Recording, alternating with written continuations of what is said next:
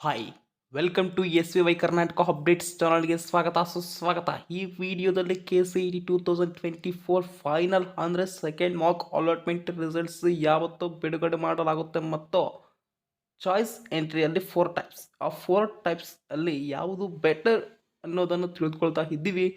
ಕೊನೆಯವರೆಗೂ ನೋಡೋಕ್ಕಂತೂ ಟ್ರೈ ಮಾಡಬೇಕು, ತುಂಬ ಹೆಲ್ಪ್ ಆಗುತ್ತೆ. ಲಾಸ್ಟ್ವರೆಗೂ ನೋಡಿ ಪ್ಲೀಸ್.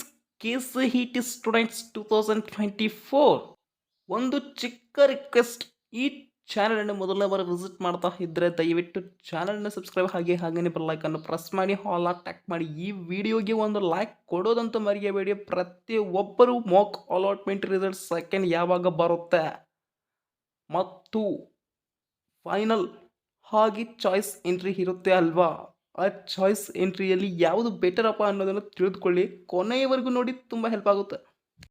ಓಕೆ ಸ್ಟೂಡೆಂಟ್ಸ್, ಇನ್ನು ಡೈರೆಕ್ಟ್ ಆಗಿ ಟಾಪಿಕ್ಗೆ ಬರೋದು ಆದರೆ ಮಾಕ್ ಅಲಾಟ್ಮೆಂಟ್ ರಿಸಲ್ಟ್ಸ್ ಮೊನ್ನೆ ಬಿಟ್ಟರು 10 August 2024. Next day 11 option entry edit ಇತ್ತು, ಹೌದಾ? Option entry edit 11 to 14 August 2024ವರೆಗೆ ಇರುತ್ತೆ.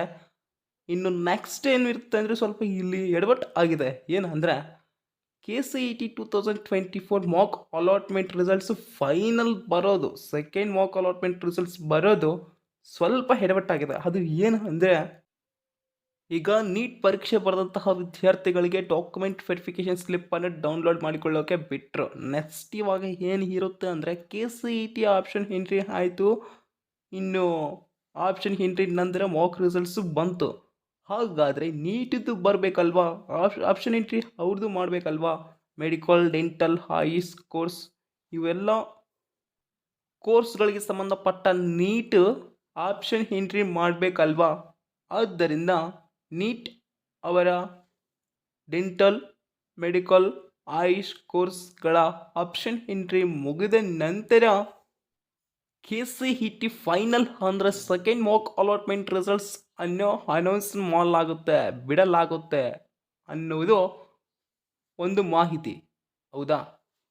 ಅದೇ ಎಷ್ಟನೇ ಡೇಟಿಗೆ ಬರ್ಬೋದಪ್ಪ, ಈ ಮಂತಲ್ಲಿ ಬರ್ಬೋದಾ ಇಲ್ಲದ್ರೆ ಬರೋ ಮಂತಲ್ಲಿ ಬರುತ್ತಾ ಅನ್ನೋದು ತಿಳಿದುಕೊಳ್ಳೋದು. ಆದರೆ ಈಗ ನೀಟ್ನವ್ರದ್ದು ಆಪ್ಷನ್ ಎಂಟ್ರಿ ಮಾಡಿ ಅವ್ರದ್ದು ಆಪ್ಷನ್ ಎಂಟ್ರಿಯಲ್ಲಿ ಇದು ಮಾಕ್ ರಿಸಲ್ಟ್ಸ್ ಬಂದು ಇದೆಲ್ಲ ಮುಗಿಯೋಕೆ ಆಲ್ಮೋಸ್ಟ್ 20 ಅಥವಾ 22 ಡೇಟ್ ಬೇಕೇ ಬೇಕು. ಇನ್ನು ಮಾಕ್ ರಿಸಲ್ಟ್ಸು ಫೈನಲ್ ಆಗಿ KCET ಅವ್ರದ್ದು ಬರೋದಾದರೆ ಆಲ್ಮೋಸ್ಟ್ ಆಗಸ್ಟ್ 25 ಅಂತೂ 100% ಕನ್ಫರ್ಮ್ ಅಂತ ಹೇಳ್ಬೋದು.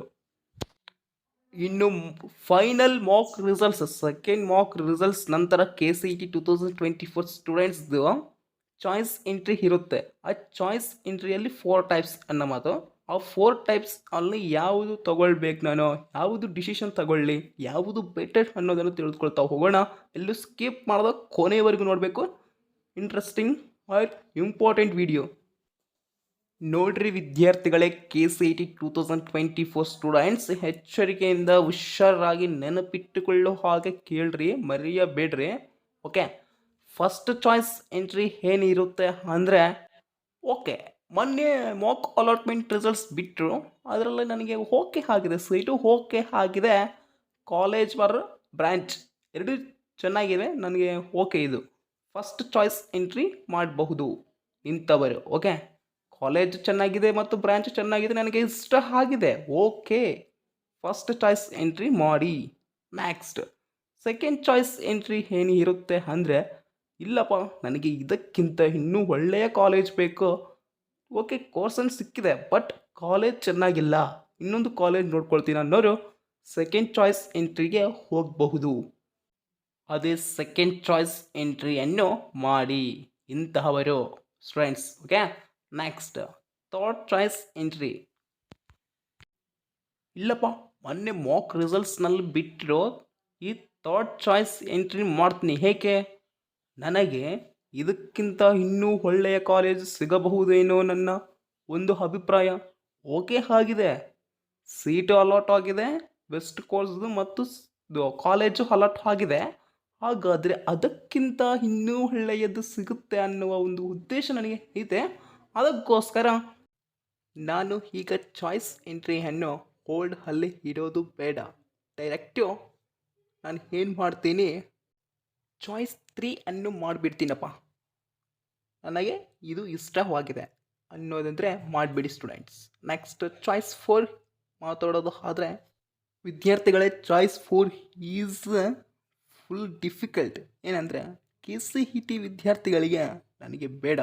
ಈಗ ಇಂಜಿನಿಯರಿಂಗ್, ಆರ್ಕಿಟೆಕ್ಚರ್, ಫಾರ್ಮಡಿ ಇವು ಯಾವ ಕೋರ್ಸ್ಗಳು ನನಗೆ ಇಷ್ಟವಿಲ್ಲ. ಡೈರೆಕ್ಟು ಡಿಗ್ರಿ ಸೇರ್ತೀನಿ ಮತ್ತು ಬೇರೆ ಕೋರ್ಸ್ಗಳಿಗೆ ಅಲಾಕ್ಟ್ ಆಗ್ತೀನಿ ಅಂದರೆ ಎಕ್ಸಿಟ್ ಆಗೋಕ್ಕೆ ಚಾಯ್ಸ್ 4 ಅನ್ನು ಯೂಸ್ ಮಾಡ್ಕೊಳ್ಬೋದು ಇಂತಹ KCET students. Okay, thanks for watching. Like and comment, subscribe.